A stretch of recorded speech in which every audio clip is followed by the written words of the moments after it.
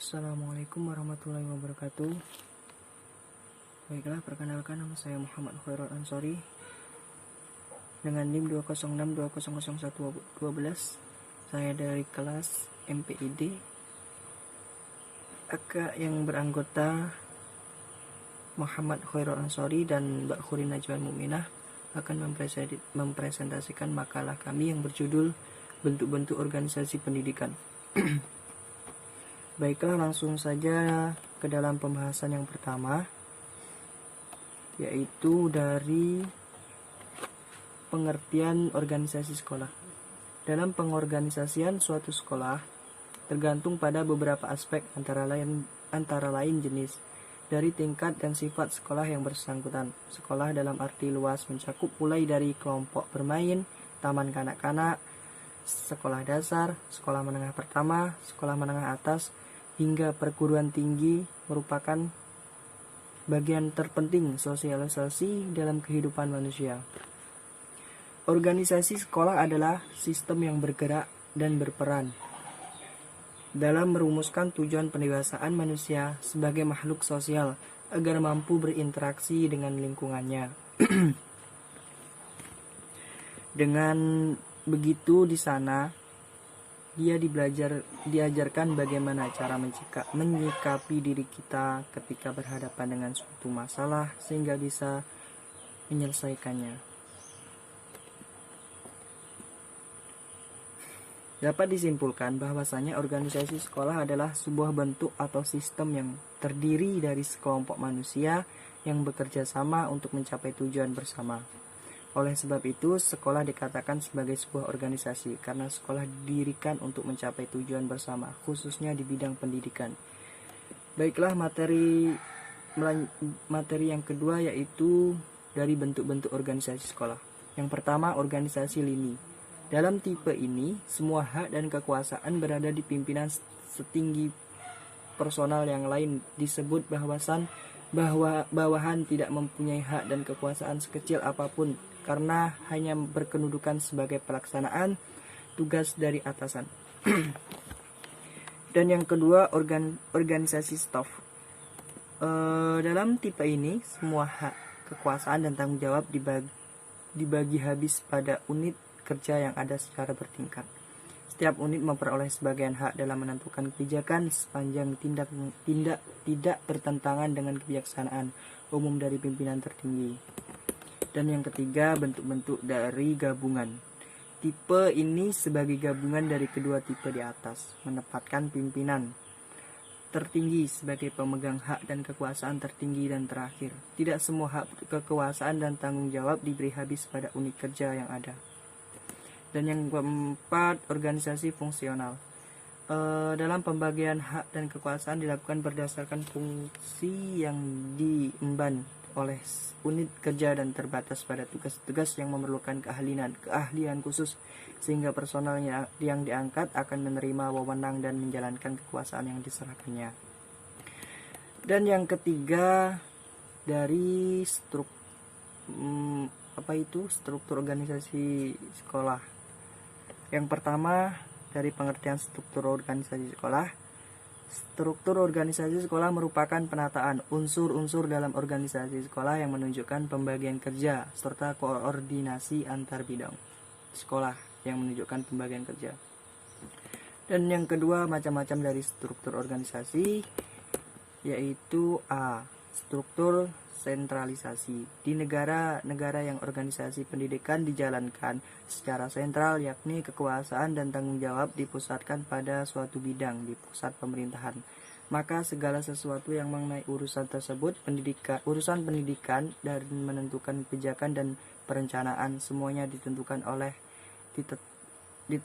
dan ditetapkan oleh pusat. Dan yang B, struktur desentralisasi. Di negara-negara yang organisasi pendidikannya desentralisasi, pendidikan bukan untuk pemerintahan pusat, melainkan menjadi tanggung jawab pemerintah daerah dan rakyat setempat. Pada penjelasan yang sudah diterangkan di atas, maka bentuk organisasi tidak lepas dan dari bentuk karakteristik budayanya yang dianggap penting dalam bentuk organisasi di sekolah. Budaya organisasi di sekolah ditandai pula adanya norma-norma yang berisi tentang standar perilaku dari anggota sekolah, baik siswa maupun guru.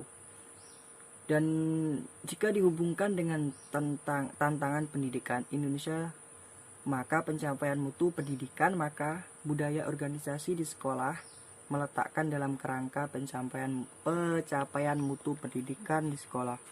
Budaya organisasi ditandai dengan adanya keyakinan dan seluruh anggota organisasi dalam memandang tentang sesuatu secara hakiki.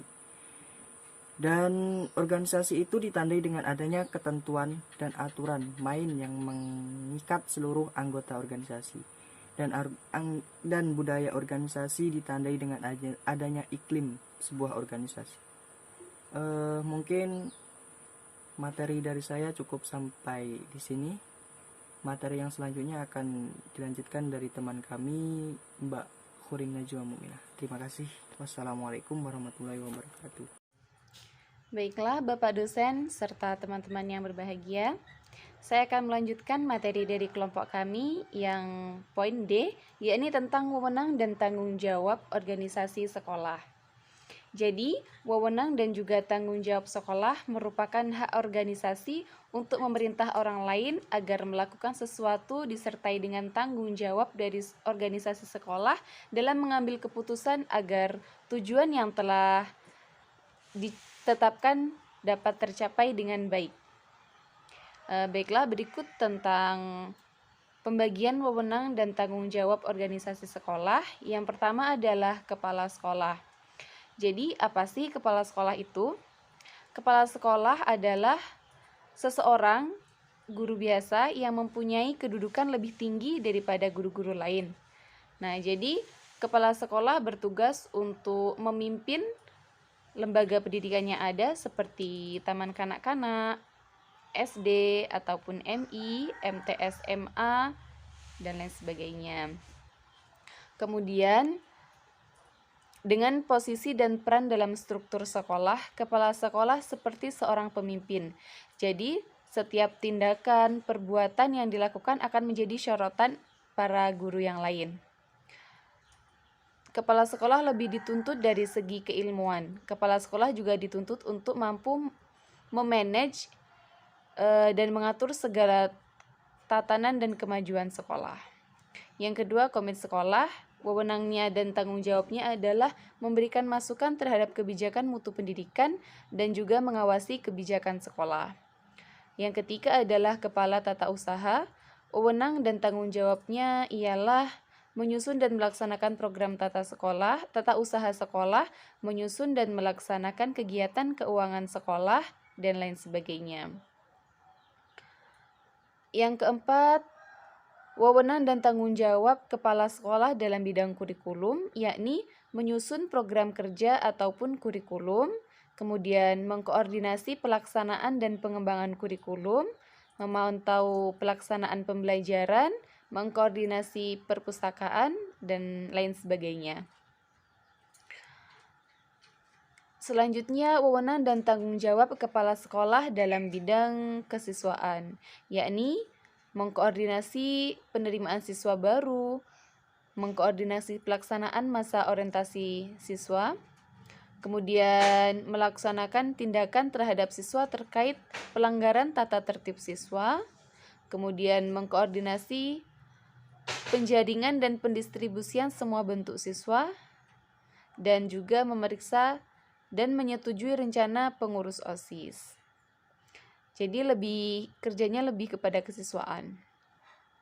Kemudian ketua program keahlian, wewenang dan tanggung jawabnya ialah mengkoordinasi tugas guru dalam pembelajaran. Dalam hal ini seperti melaporkan ketercapaian program kerja. Kemudian mengkoordinasi pengembangan bahan ajar, yakni melakukan langkah-langkah efisien dan efektif untuk melancarkan pembelajaran dan program keahlian. Dan masih banyak, mungkin kita bisa baca di makalah ya yang lain.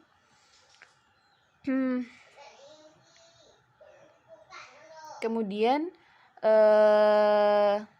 guru Guru sebagai tenaga pendidik harapan bangsa juga tidak terlepas dari rasa puas ataupun ketidakpuasan dalam bentuk pekerjaannya. Jadi, berikut adalah wewenang dan tanggung jawab seorang guru, yakni mengetahui tugas pokok sendiri, yaitu memberikan pelajaran sesuai bidang yang diampu. Tanggung jawabnya seperti memperhatikan pelaksanaan dan kerajinan siswa sebagai bahan laporan kepada kepala sekolah, wali kelas, dan guru BP. Kemudian mengevaluasi hasil pekerjaannya. Jadi bisa dilaksanakan seperti memecahkan masalah-masalah pembelajaran yang telah dihadapi siswa untuk memberikan bimbingan kepada siswa yang cerdas, siswa yang kurang cerdas, dan juga siswa yang membandel. Kemudian mewakili kepala sekolah dan orang tua siswa di kelas. Jadi memperhatikan hasil ulangan dan mengisi daftar nilai siswa. Nah, yang selanjutnya adalah wewenang dan tanggung jawab siswa, yakni menuntut ilmu dengan baik, mempertanggungjawabkan hasil pembelajarannya, serta mematuhi peraturan yang sudah ditetapkan oleh pihak sekolah. Nah, berikut demikian tadi beberapa wewenang dan tanggung jawab pihak sekolah dan juga siswa ya. Nah, untuk materi selanjutnya yakni tentang pentingnya organisasi sekolah. Jadi, sekolah itu merupakan suatu sistem organisasi seperti dalam lembaga yang lain yang memiliki beberapa karakteristik. Yang pertama, tentunya sekolah mempunyai tujuan, dan tujuan ini menjadi arah agar program mampu tercapai. Yang kedua adalah dalam organisasi sekolah terdapat aliran jaringan kerja dan sejumlah posisi yang saling keterkait, seperti guru, pengawas, administrator guna untuk mencapai tujuan organisasi. Jadi organisasi sekolah yang baik menghendaki agar tugas dan tanggung jawab mampu dilaksanakan dengan baik sesuai apa yang telah direncanakan.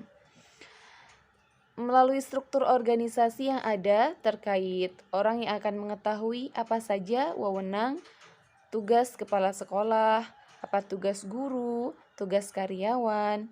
Jadi organisasi ini dilaksanakan agar semua tugas-tugas mereka bisa terlihat lebih jelas sehingga tidak terdapat kebingungan ataupun tumpang tindih dalam melaksanakan beberapa tugasnya. Nah, untuk yang terakhir adalah faktor yang harus diperhatikan dalam membentuk organisasi sekolah. Yang pertama adalah tingkat sekolah. Jadi, tingkatannya harus kita perhatikan lebih dahulu, seperti sekolah dasar atau sekolah lanjut tingkat pertama, sekolah lanjut tingkat atas, ataupun perguruan tinggi. Dan yang kedua adalah jenis sekolahnya. Berdasarkan jenis sekolah, jika membedakan ada sekolah umum dan juga sekolah kejuruan.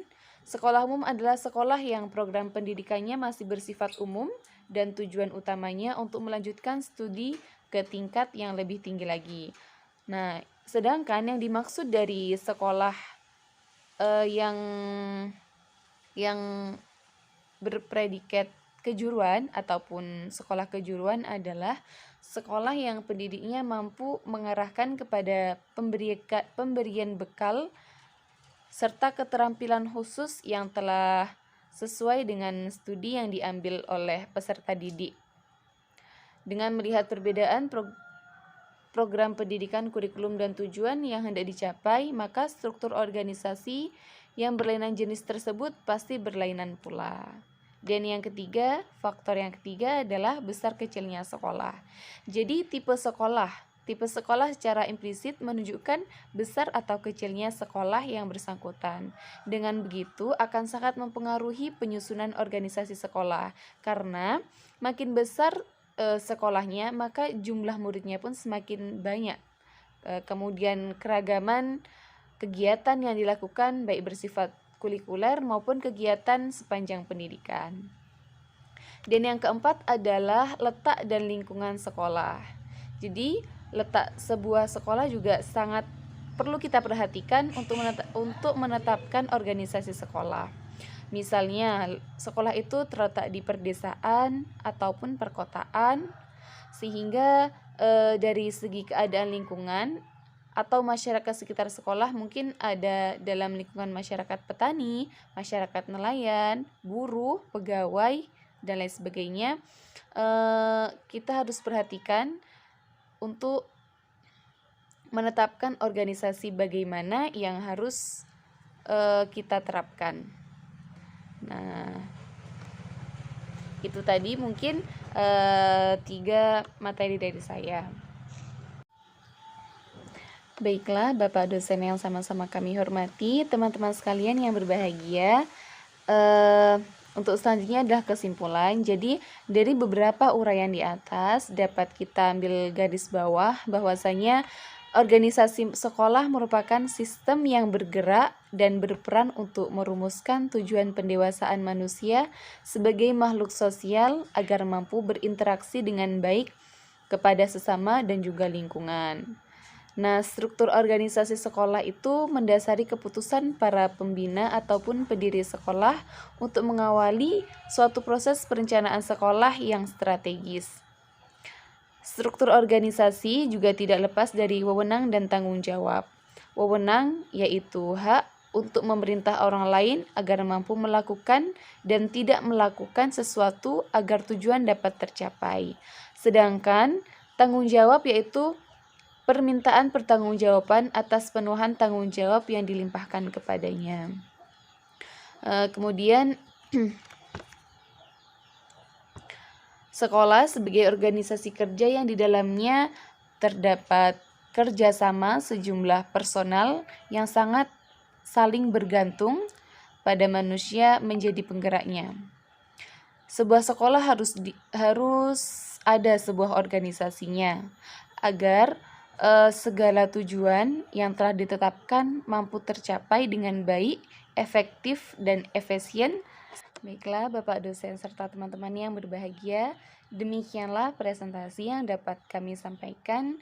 Terima kasih atas segala perhatian dan mohon maaf apabila mungkin penjelasan kami kurang mampu difahami. Ya, semoga ilmu yang kita pelajari hari ini mampu kita manfaatkan dengan baik. Akhirnya, wassalamualaikum warahmatullahi wabarakatuh.